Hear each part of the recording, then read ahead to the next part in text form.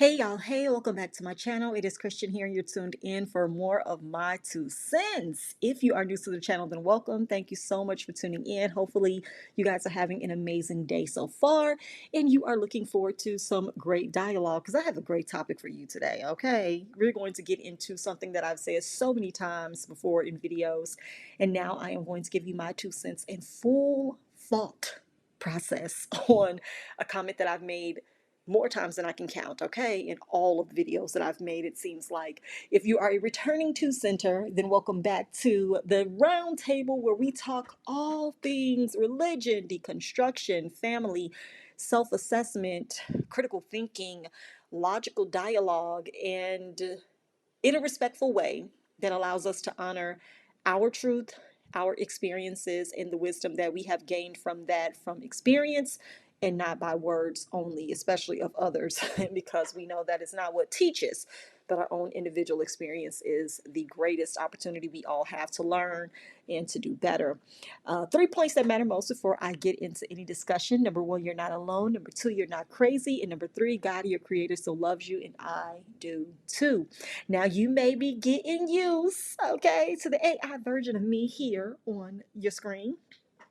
And I got to tell you, I'm loving it. I'm enjoying her. It's giving.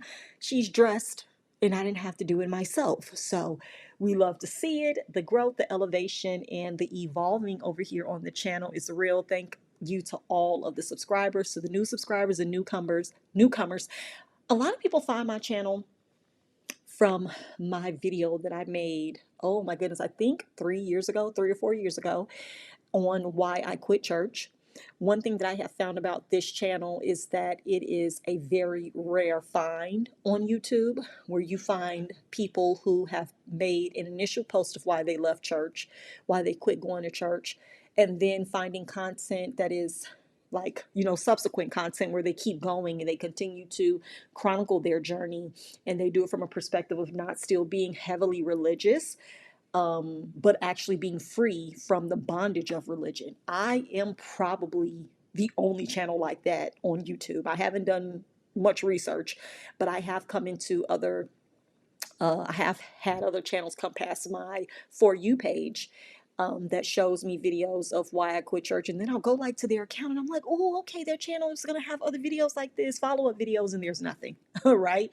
It's almost like people use these platforms to vent, which I think is amazing. And it's great to share your story and to put it out there.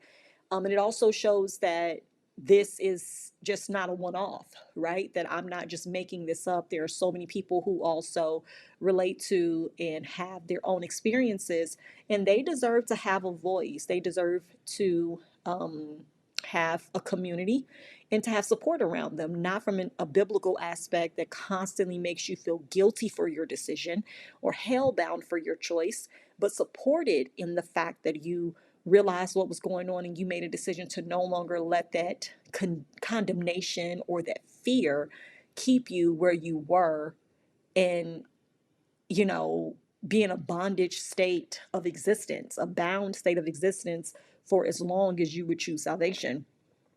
And so that's why I'm really impressed at the growth, and I'm excited for all of the people we'll reach, for all of the conversations this will, provoke, for all of the independent thought that it will foster, and for the change and the shift that I hope and pray will come someday in organized religion and church culture, especially in the Black church, because I have seen it all, I've witnessed it all, I've been a part of, majority of it, and it feels good to be on the other side of the table, actually bringing up some of these things and not being afraid to do it, and not feeling as if though you'll lose something, your life, your mind, uh, or love, for standing up for what you believe and what you know to be true. Nothing that you have been tricked into or deceived by the enemy, but everything that you've actually experienced, and you want to help other people get free as well. So this is my piece of the YouTube verse where I can do that. I can do it with love. I can do it with respect. I can do it from a place of genuine, healed wholeness. I am not hurt. I am not bitter. I am I am happy. I am free.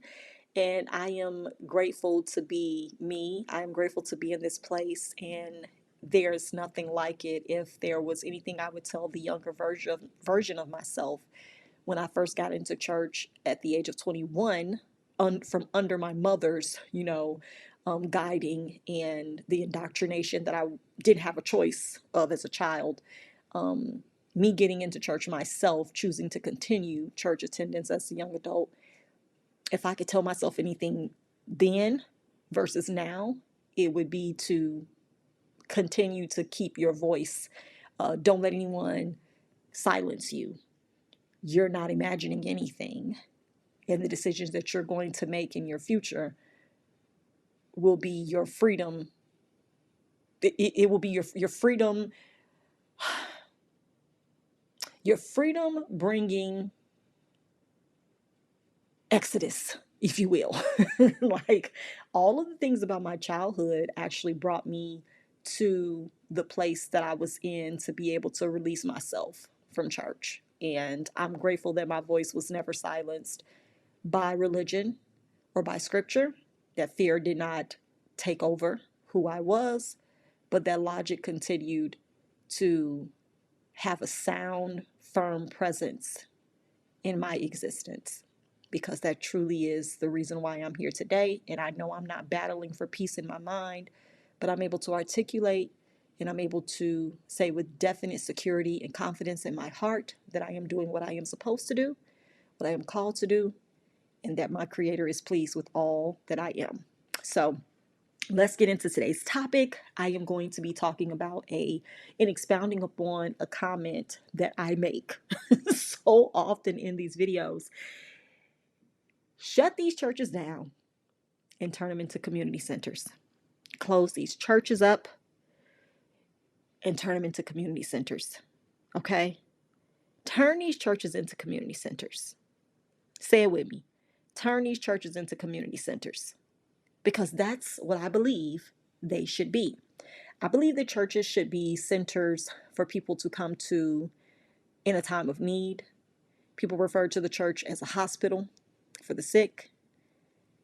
However, there's no power there for people to truly recover, for people to truly receive the resources that they need to be made whole, and to receive the healing and to go through the process of actually staying healed and being able to bring other people there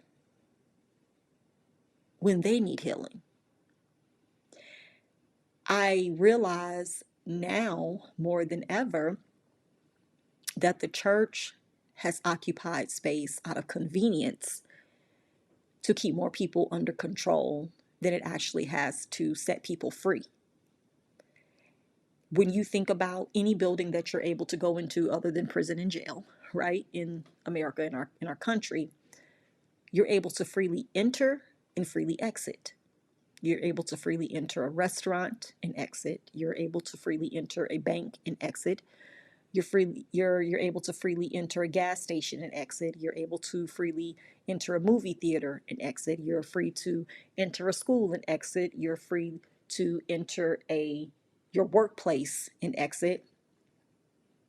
But when you come into the church, everything about your experience gives the energy, it invokes the emotion of being stuck, being watched, being forced, feeling controlled, feeling bound to that place. You can't go to other churches and visit. You can't fellowship with other ministries.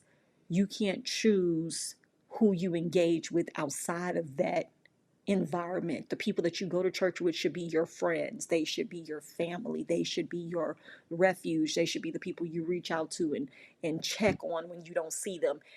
It's not a freely enter and exit. It's a, oh, you came here, you're stuck. And when you're in it, you believe that that is the way. You believe that that is the norm. You believe that that is healthy. You believe that that is the support system you need. You believe that is the community you were called to. You believe that that is your tribe and those are your people. But there's very rarely any happiness there. There's very rarely any true camaraderie that actually benefits your existence. You find that there's no evolution in who you are and you becoming a better person, but you stay because the work has already been done and you never seek to be a light to people who are not in that space. You can't go do mission work. You can't be in the field to actually impact other people's lives and them want to know how you got to be that way and to follow you into the place that helped you get there. You're always stuck there. You can't really do field work. You can't really do soul winning. You can't really do, community building because you're stuck in that building. You're stuck in that place. You're stuck in that environment. And when I say that churches should be shut down and turned into community centers, I mean that because church should be building the community that it's in. The building that is in the community should be building the community. The building that is in the community, the church building that is in the community, should be building the community. They should be uplifting the community. They should be a beacon of the community. What else should it be doing? What else should you occupy space for if you have the good news, if you have the gospel, if you have the truth that should be spread far and wide? Why is it that people only can get it if they come in, but they can't actually get it from the people when they come out? Are you doing a good enough job of equipping the individuals that you teach, that you lead, that you shepherd, to go out and actually live it? Are they influenced and impacted by your life and your teaching and your works that they would want to do it too?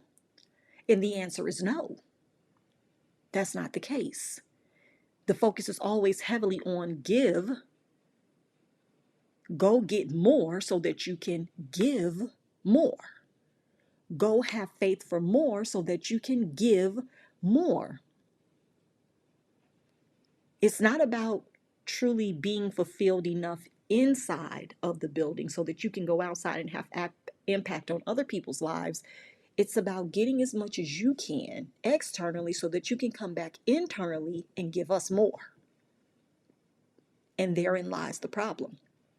People talk about the power of the church and that the church doesn't have any power, or, if the church had more power, what it could do.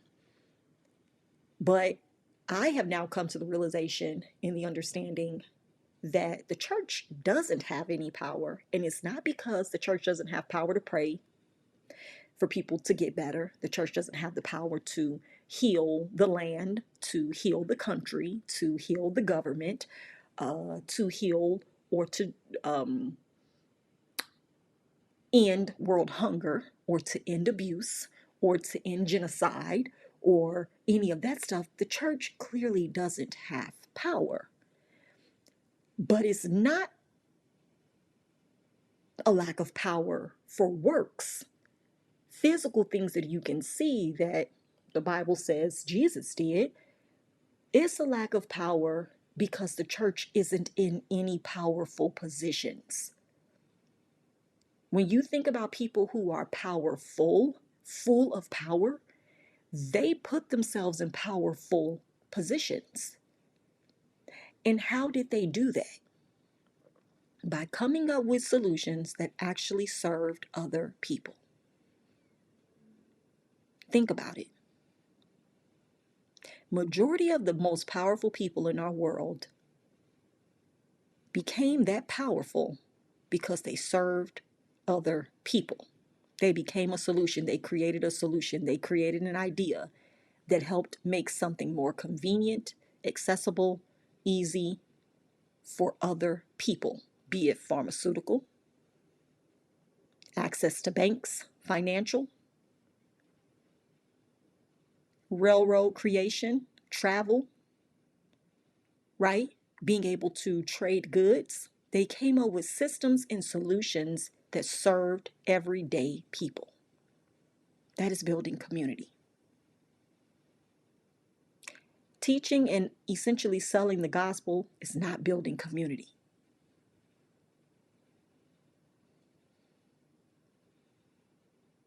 It's creating a product out of parables.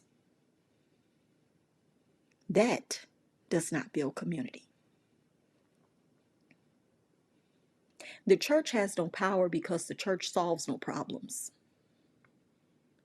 The church doesn't have any power because the church operates in a consistent deficit, in a consistent need, in an impoverished state and position. The church constantly needs more. The church consistently needs an injection of cash, an injection of people. You can never give a hand up if you always have your hand out. If I need you to pull me up, how am I going to actually help someone else out? I can't help you get out if I need to get up, period. The church can't help anybody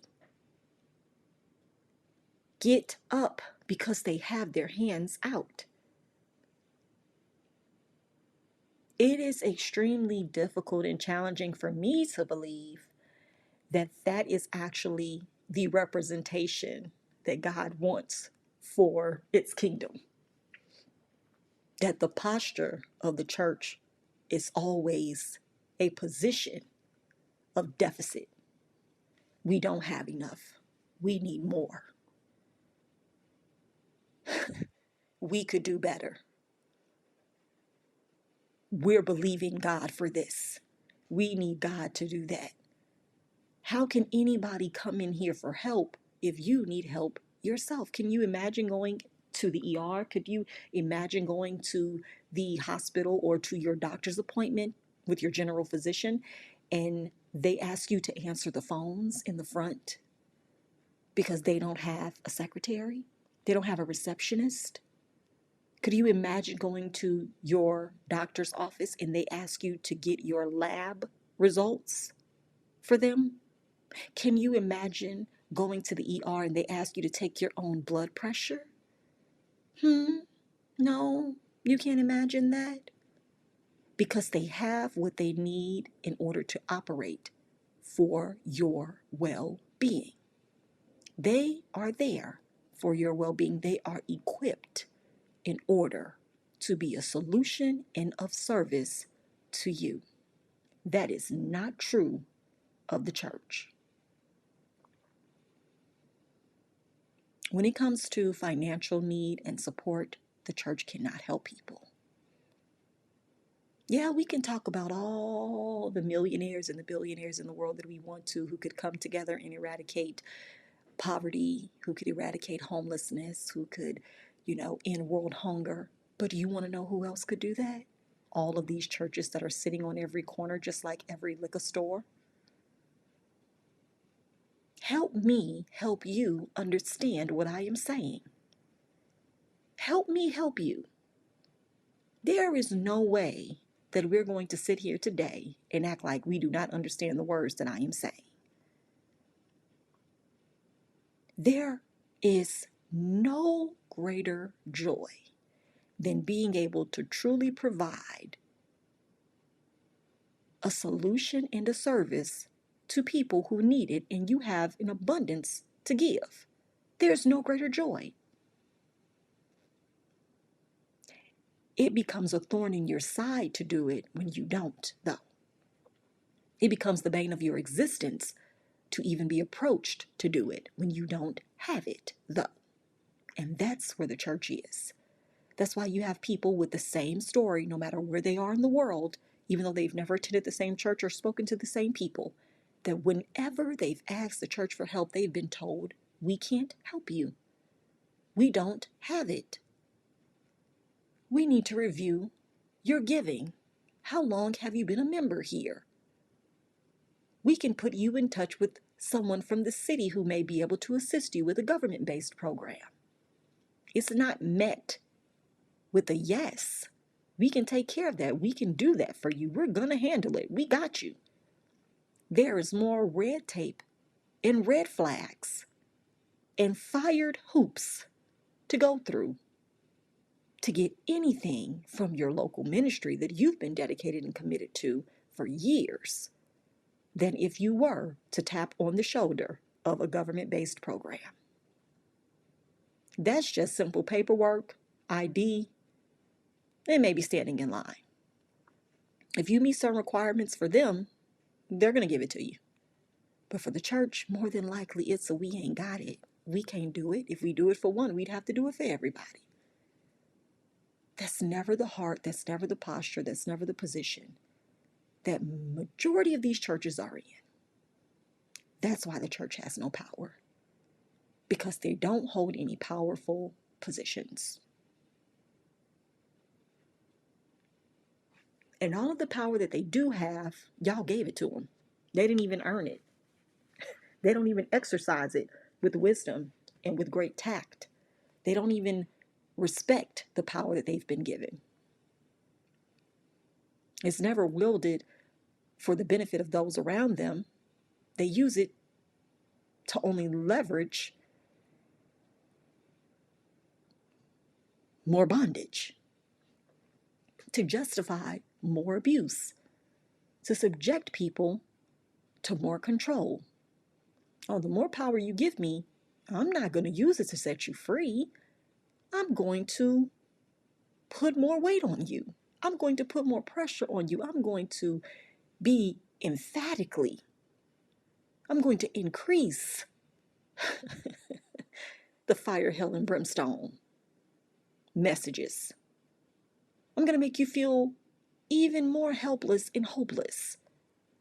The more power you give me, I am going to use it because it feels good. And for me to no longer have this power would mean that I would essentially be nobody and would be able to get nothing from other people who are actually doing the work that I refuse to do. Turn these churches into community centers. You have to ask yourself, why is it that church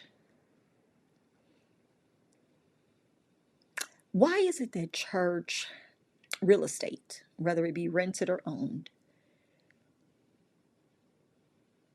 is only open for 1 or 2 days a week, a couple of services on the weekend?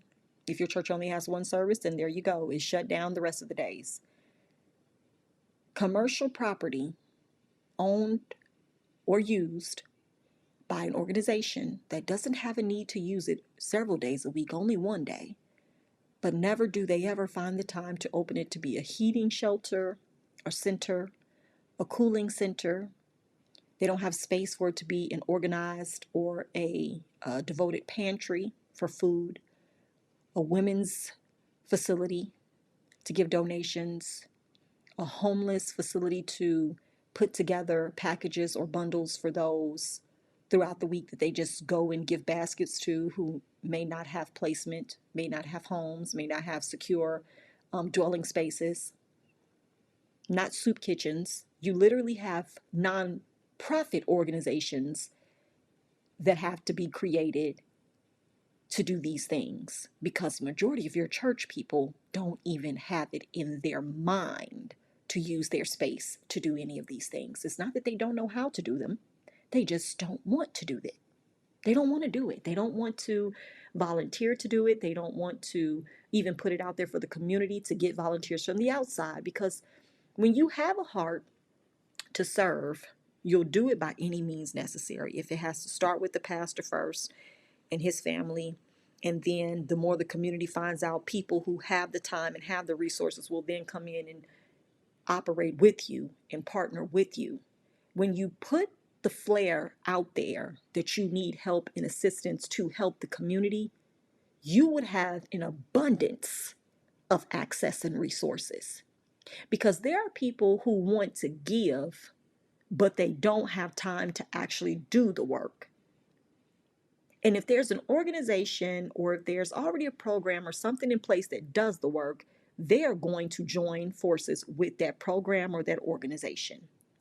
And the fact that majority of these churches have not come to realize that lets you know that it's like the secret gem that's hiding under the rock that people who are not building would never find. If you're building a house and you have a whole pallet of bricks to lay, and there's a diamond under those bricks, you're never going to find the brick if you're not actually building the house. These pastors are not building houses, you all. They're not building the kingdom like they say they are. They're betting on you to continue building your house. They know that you need to have money to operate your home, to make sure that your family is fed. They're betting on you to not fall flat on your face. They're they're betting on you not giving up on your life so they can still put pressure on your resources. But they would be able to find the jewels. They would be able to find the gems. They would be able to find the resources and have an abundance of access to whatever they needed for their ministries if they were truly building community. The sponsorships, the endorsements, the partnerships, all of these corporations and companies have it in their budgets. They have it in their plans annually, a certain amount that they donate and give away. They have forms that you can go to any grocery store locally and get from a manager. You have an event that you're planning for the community. You have baskets that you're donating to families. You have back to school drives that you're going to be orchestrating. These people literally have a budget set aside annually to give to those events. You know who probably ain't knocking on their door? Your local church, because your local church doesn't have it in their heart to give. The two can only meet when the alignment is in place. You have to want to do it in order to find out that there are resources to help you get it done. You'll never know that there are resources for you to get it done if you don't ever have a desire to do it. The answer to majority of these churches not being packed out, not being able to keep their lights on, is because they are not trying to help anybody else.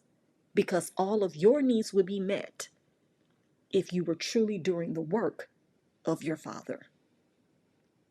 Help me to locate the scripture in y'all own Bibles of where Jesus was a pauper, Jesus was broke, busted, and disgusted.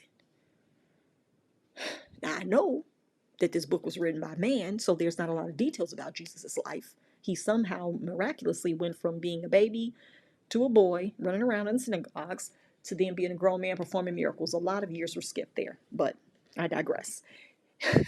But one thing we do know is that there was always a means for this man to serve the masses. There was always a means for this man to serve the masses.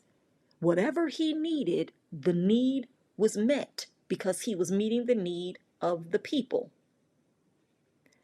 Turn these churches into community centers. I've realized that when you have, you do. When you have what you need, you do what you can do. You can meet the needs when you have what you need. When you don't have what you need, you do anything to get what you need, no matter who else is in need. People who have what they need don't mind giving anything that they can. Oh, yeah, I got it. I can do that. No sweat off their back. And guess what? Those people always stay in a state and in a position to give again, to give more. And that's how people end up becoming the go-to person because they've had it before. So that's the person that comes to mind again. The church never comes to mind for people because they don't never have anything. Shut these churches down and turn them into community centers. How is it possible for the church to be the hands and feet of Jesus? Actually, the church can't be the hands and feet of Jesus because the hands and the feet of the people who attend the churches are tied by the leaders to only serve them. I can't let you be the hands and feet of Jesus and be out here giving your tithes and offering to the people. Sister so and so, don't do that. Don't go out there and give that kind of time and those kind of resources to the people. Give that to me. Come bring that into the storehouse over here, and we'll allocate those funds. But those funds never end up in the hands of people who actually need it. The church could never be the hands and feet of Jesus, because the church don't have the same heart posture as Jesus, which was to serve and not be served. It was to give and not be on the receiving end. It was to do the Father's will. That seems to not be the heart posture of these churches. But the conversation is always about kingdom building. Build the kingdom by building the community. More people would want to hear your message and the good news in the gospel if they actually heard from you. Period. Coming to the state of existence that I'm at, coming out into my space, into my environment, instead of standing on a stage above me, coming out and doing life with me, being willing to serve me if I need you, makes my heart more open to whatever it is you want to say to me. It makes me sing all of the praises on the high mountains of this church, of this organization. Oh my goodness. Yes, this church came through and did this. Oh my goodness. They have a soup kitchen from 5 to 8 every evening. That's not the heart posture. You can't keep your lights on because you refuse to turn your lights on for other people. You never have to worry about your light bill if your heart was in the position to take care of other people with the space that you claim is the kingdom of God. I went to an event earlier in the year, well, during the summer. It was called the Fearless Fund Pitch. It was a summit, but it was for entrepreneurship. And anyway, they had people up there pitching their businesses to get investment. And there was a lady who, she was African American. She pitched her business, and her business was actually renting out church kitchens for commercial use. She said that her mother had been a pastor. Her mother was extremely stressed out about being able to pay the church bills as well as maintain their home growing up. And her mother eventually passed away from a stroke due to stress and anxiety of the pressures of being a pastor. And she said after that, she knew that their church couldn't have been the only church dealing with these deficits. And she said that's when she came up with the idea to create an app where churches could sign up for their churches to be used as commercial kitchens for business owners, for the people who may have ghost kitchens and need ghost kitchens for restaurants or for Uber Eats or whatever, or bakers or treat makers who need to be in certified health approved spaces. Rent out your church kitchen. Great idea. She has, at the time, she had about 500 churches signed up to be able to make income from this app. And their church kitchens are rented throughout the week when the church isn't even using the space. Build your community. It's sad that she would even have to come up with this idea, but you have to, because people are okay with hoarding space in the name of Jesus. People are okay with turning the lights off on Sunday and not coming back until Sunday, the following week. Never one time thinking about who they could help. Never one time thinking about who they can uplift. Never one time thinking about who they could impart to and actually be a blessing to for them to advance. Shut these churches down and turn them into community centers. Members are the community. Your members literally are a part of the community. So when you go to your members and ask them to do extra stuff for people in the community, that to me is being selfish. That to me is being deaf and not reading the room. How can you have members who live in your surrounding area and then put the burden and needs of other people outside of the church on their shoulders, on their laps? Case in point, my church home that I grew up in, This past Christmas, they actually adopted families from the charter school across the street from the church. And the pastor put the pressure on the members to get the list from the families from this charter school across the street from the church and buy all the things on these families' lists.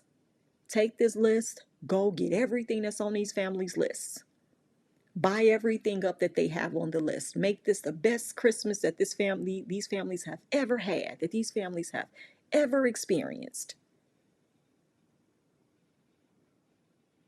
What? You want me, a member who is also part of the community, to grab somebody else's family list for Christmas and buy all the stuff off their list? What about me? Has anybody asked me if I need anything? I go to this church as a part of the community, and you're going to hand me somebody else's Christmas list?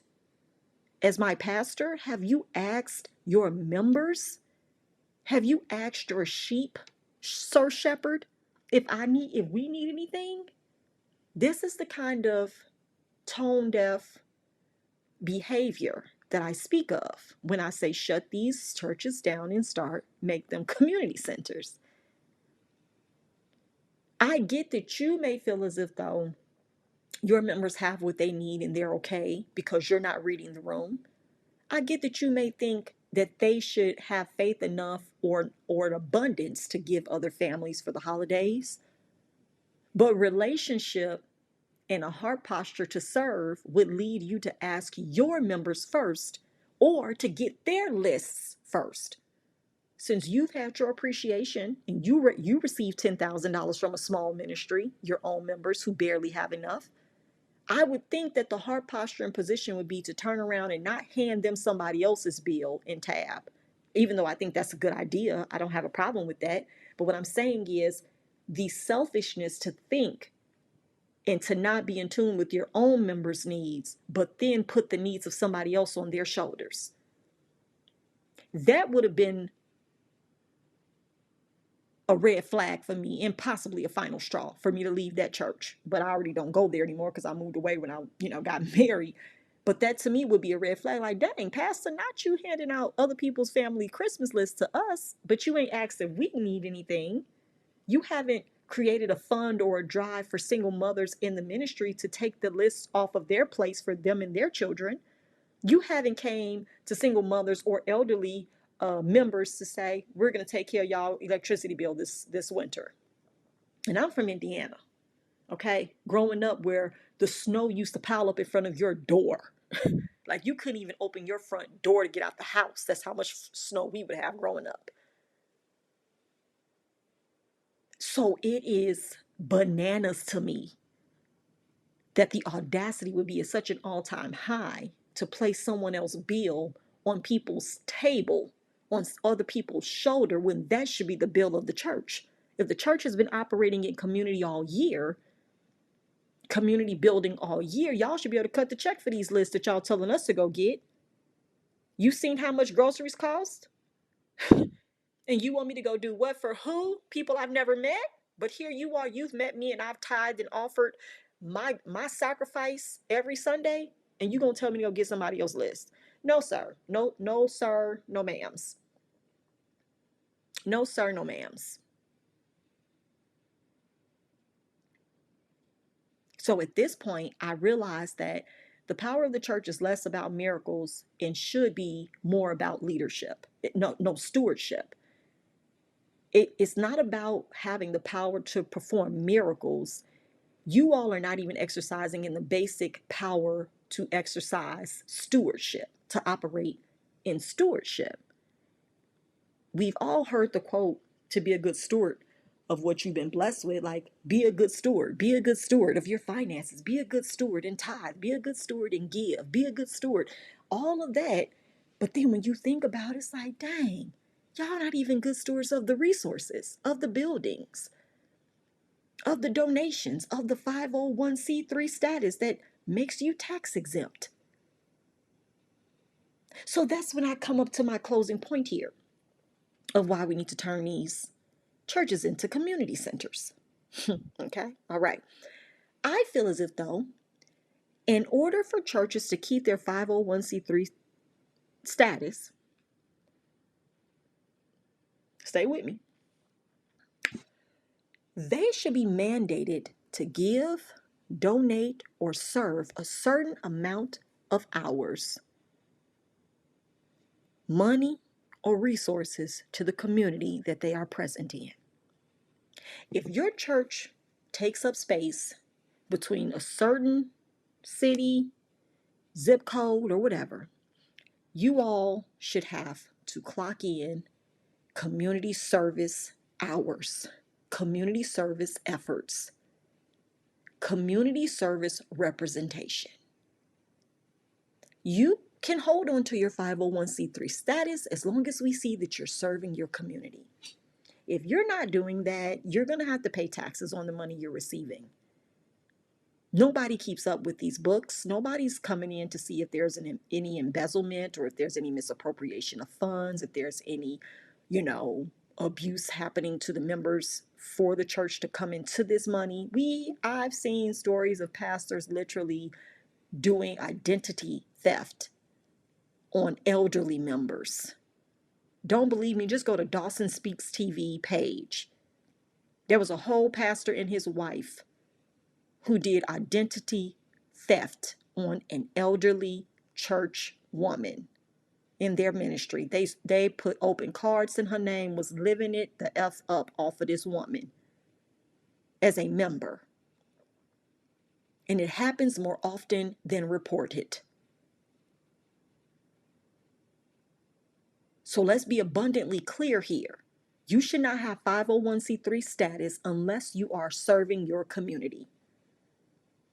Now, figure it out how you want to. Open a soup kitchen, collect coats, baby, an after school program for kids, have a room full of canned goods and food that's non-perishable to hand out every Friday between 12 and 2. Figure it out. Do what you need to do. But we need a sheet of the hours you have clocked every month or every quarter in order for you to maintain this tax exempt status. Because right now, these people are able to open a building and call it whatever they want. And I'm not saying everybody is taking home millions of dollars or even $50,000 a year. Listen, the statistics show that there are not a lot of mega ministries. The average size of a church in America is like less than 20 members. Everybody don't have big churches. I'm not saying that at all. But what I'm saying is the ones who do, the ones that you know and that you grew up in, and the ones that I know and that I grew up in, we have more resources than we actually put in the community.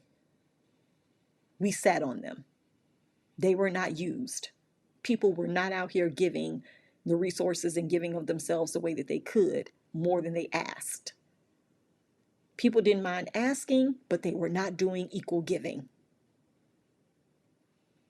But you're out here telling people obedience is better than sacrifice. Lies and fallacies. Obedience is not better than sacrifice. You should be sacrificing. As much as you ask, you should be willing to give. And I don't think that that's unfair to ask people to serve instead of being served. And that's how I know that my decision to leave organized religion and not go to church is the right decision for me. Because I can't sit and watch people play people. I can't watch people prey on people. I can't continue to watch people